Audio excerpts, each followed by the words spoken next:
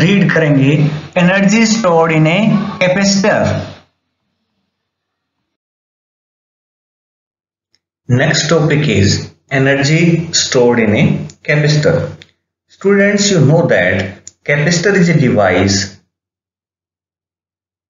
used to store energy and in electric form. Okay, but the process of charging a capacitor involves the transferring of electric charge from one plate to other. जब charging होती है capacitor में तो charge कहां से कहां move करता है? One plate to other plate. So this work done in charging the capacitor is stored as electrical potential energy. Suppose here is a capacitor connected to voltage V. Okay, so here is we write that the process of charging a capacitor is equivalent to transferring charges from one plate to the other plate of capacitor. The moment charging starts, there is potential difference between the plates. Therefore, to transfer charges against the potential difference, some work is to be done. This work is stored as electrostatic potential energy in the capacitor. जो बात हमने पहले कही थी कि जब charging होता है, चार्जिंग होगा तो चार्ज कहां से कहां मूव करेगा? One plate to second plate move करेगा, लेकिन इन दोनों के बीच में कुछ ना कुछ क्या है? पोटेंशियल होगा। तो उस चार्ज को पोटेंशियल के अगेंस्ट कुछ ना कुछ वर्क करना पड़ेगा, और जो वर्क होगा वो किस में स्टोर होगा? पोटेंशियल एनर्जी में। Suppose if dq be the charge transferred against the potential difference v, then work done. Suppose कि किसी टाइम पे इन दोनों के बीच में था पोटेंशियल v और हमने कितना चार्ज सप्लाई किया उस केस में? dq। तो कितना वर्क हुआ? dw, small amount of work done, v dq, और वो किस में स्टोर होगा? पोटेंशियल एनर्जी में। Okay, but v is equal to क्या है? Formula q upon c। q क्या था उस केस में? उस कैपेसिटर पे चार्ज, c क्या था? उसकी कैपेसिटेंस।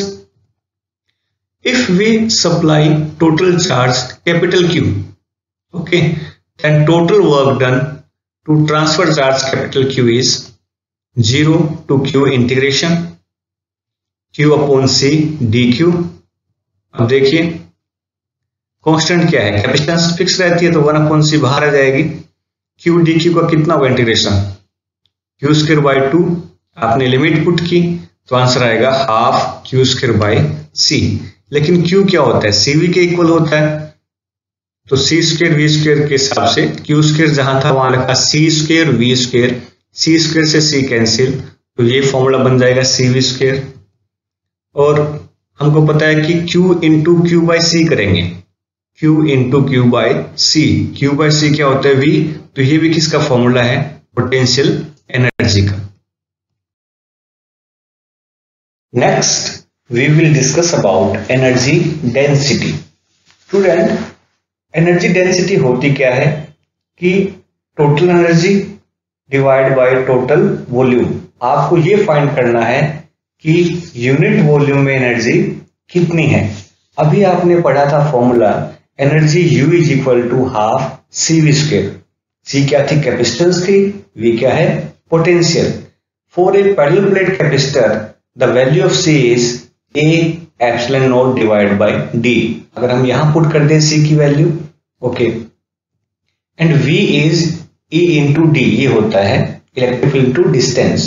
ओके, जब ये वैल्यू दोनों आप यहां प्लेस करेंगे तो देखिए यहां पे V स्क्वायर था तो ये हो जाएगा E स्क्वायर D स्क्वायर, और मल्टीप्लाई किससे है? C की वैल्यू से। तो ये D और D स्क्वायर कैंसिल आउट हो जाएंगे और अकेला D बच जाएगा हमारे पास। तो we find that U is equal to half epsilon naught AD E square. Okay, अब बात करें वॉल्यूम की। जो पैरेलल प्लेट कैपेसिटर था उसकी प्लेट का एरिया A था, डिस्टेंस थी प्लेट के बीच की D, तो वॉल्यूम कितना होगा? Area into distance. तो जब डिवाइड करेंगे एनर्जी डिवाइड बाय वॉल्यूम यानी energy U volume area into distance, तो ये वाली वैल्यू हमारे पास आ जाएगी। ये क्या है? एनर्जी डेंसिटी है किसकी? पैरेलल प्लेट कैपेसिटर की। ओके, अब इंपॉर्टेंट बात हमारे पास ये थी कि इसका ऐसा यूनिट क्या होता है। एनर्जी डेंसिटी क्या थी? Energy divide by volume. Energy का यूनिट जूल होता है और वॉल्यूम का मीटर क्यूब। सो ऐसा unit of energy density is joule per metre cube. Energy density is generally as energy per unit volume of the field। चलिए हम एक topic और भी कर लेते हैं यहाँ पे, energy stored in A series combination of capacitor. कि सीरीज कॉम्बिनेशन में कैपेसिटर की एनर्जी, टोटल एनर्जी कितनी होती है। उससे पहले हम बात करते हैं नंबर 1, सीरीज कॉम्बिनेशन में चार्ज सेम होता है, ठीक है, कैपेसिटेंस डिफरेंट होगी, ठीक। और सीरीज कॉम्बिनेशन में रिजल्टेंट की वैल्यू क्या होती है? 1/c is equal to 1/c1 plus 1/c2। ये हम पहले पढ़ चुके हैं। एनर्जी का फॉर्मूला क्या होता है? U is equal to half Q² by C, ये होता है। ओके, देखिए Q सब में सेम है। अगर मैं यहाँ पे रिजल्टेंट की वैल्यू प्लेस कर दूं यहाँ पे, देखिए 1/c की जगह, तो हाफ Q² 1/c1 आएगा। ये सारी वैल्यू आगे रिपीट हो जाएगी इसकी, क्योंकि मैंने किसकी वैल्यू पुट की? 1/c की। अगर आप देखें फॉर्मूले के according 1/Q² divide by C1, ये फर्स्ट कैपेसिटर की एनर्जी हो जाएगी। ऐसे ही 1/Q² डिवाइड बाय C2, ये सेकंड कैपेसिटर की एनर्जी हो जाएगी। So we can say that total energy U is equal to U1 plus U2 plus U3 and so on. So the total energy stored in the system is sum of energy stored in the individual capacitor।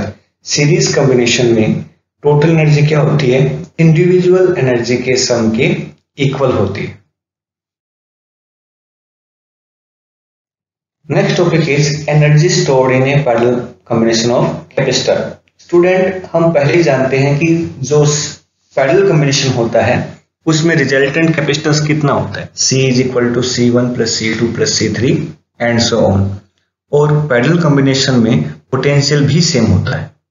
So energy का जो formula था वो है U is equal to half CV², half CV²।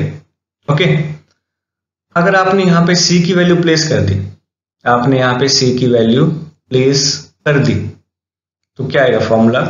Half V² से पहले से था हमारे पास, C की वैल्यू प्लेस करने से C1 plus C2 plus C3 and so on.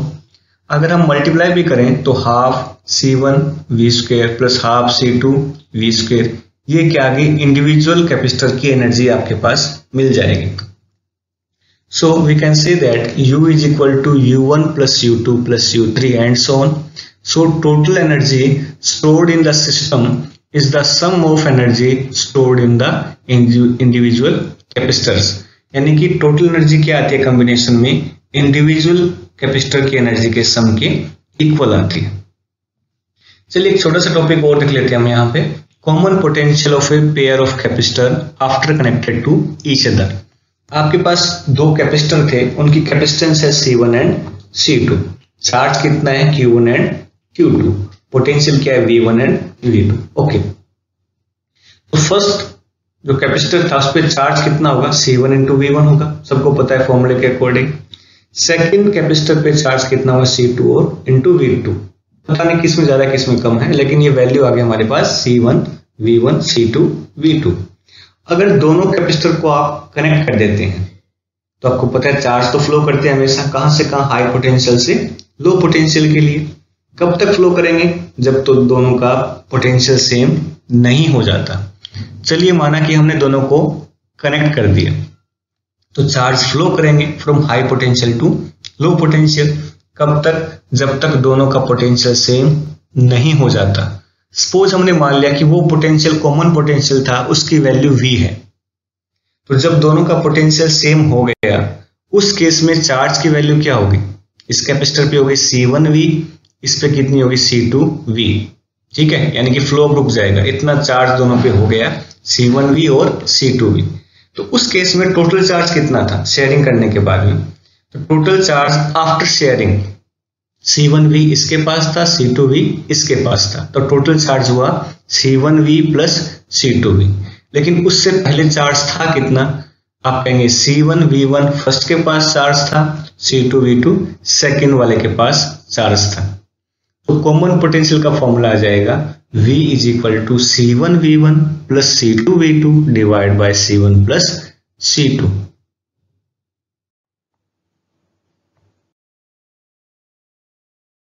After discussing about common potential, here are two important things that there is some loss of energy when two charge capacitor are connected together. जब भी आप दो charge capacitor को connect करते हैं तो there should be loss of energy. Second, the loss of energy appears as heat and wire connecting the two capacitor may becomes hot. वो heat energy की फॉर्म में एनर्जी लॉस होगी, तो जो कनेक्शन के लिए आपने जो वायर यूज किया था वो हॉट हो सकता है। अब हम कुछ इंपॉर्टेंट बात रीड कर लेते हैं। Capacitance in dielectric medium, for example with dielectric slab, ये एक इंपॉर्टेंट पार्ट है जो हम आपको बता रहे हैं। ये एग्जाम के पॉइंट ऑफ व्यू से भी इंपॉर्टेंट है। क्वेश्चन था कि आपने डाइइलेक्ट्रिक स्लैब प्लेस कर दी, लेकिन दो केस है, एक तो बैटरी कनेक्टेड थी, एक बैटरी डिसकनेक्टेड है। एक में बैटरी डिसकनेक्टेड थी तब आपने मीडियम प्लेस किया, और एक में आपने मीडियम प्लेस तब किया जब बैटरी कनेक्टेड थी। ठीक है, चलिए इसको हम पढ़ते हैं। सबसे पहले बात आपको बता दूं कि जब भी डाइइलेक्ट्रिक स्लैब रखेंगे आप, हमेशा कैपेसिटी इंक्रीज होगी। कितने टाइम इंक्रीज होगी? जितना उस मीडियम का डाइइलेक्ट्रिक कांस्टेंट था। तो पहले बात करते हैं कैपेसिटेंस की, तो कैपेसिटेंस हमेशा इंक्रीज होगी। ओके, कैपेसिटेंस हमेशा इंक्रीज होती है।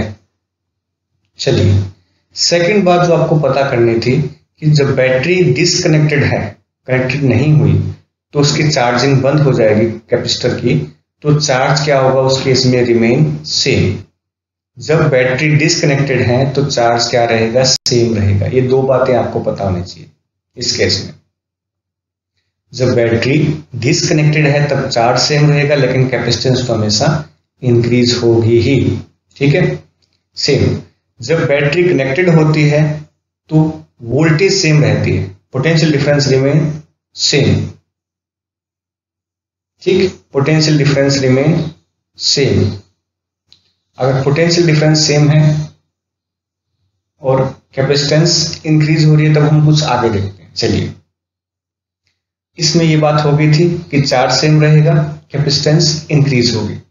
आपने पढ़ा होगा कि पोटेंशियल क्या होता है? V is equal to Q by C. Q same रहा लेकिन क्यू सेम रहा लेकिन V क्या हुआ? इंक्रीज हुआ है, तो V is equal to Q by C. इसका मतलब पोटेंशियल हमेशा क्या होगा? डिक्रीज होगा।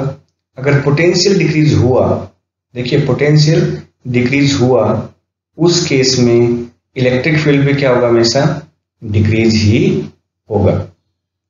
कॉमन सी बात है। अब रही बात किसकी? एनर्जी की। एनर्जी क्या होती है? फॉर्मूला क्या होता है?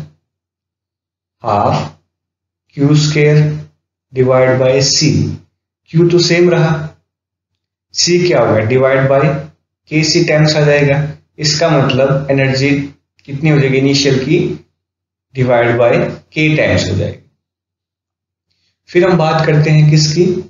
बैटरी जब कनेक्टेड होती है। तो बैटरी जब कनेक्टेड थी हमारे पास, नंबर 1 हमने कहा वोल्टेज सेम रहेगी। अगर वोल्टेज सेम है तो इलेक्ट्रिक फील्ड भी सेम रहेगा, V फिक्स हो गया। लेकिन Q क्या होता है? Q is equal to CV होता है। Q is equal to CV। V fix था, ठीक है, लेकिन C क्या होगी? इंक्रीज हो गई, तो Q भी क्या होगा? फॉर्मूले के अकॉर्डिंग इंक्रीज हो जाएगा। कितने टाइम्स? K times. फिर हम बात करते हैं एनर्जी की। एनर्जी का फॉर्मूला होता है half CV square. Half CV square.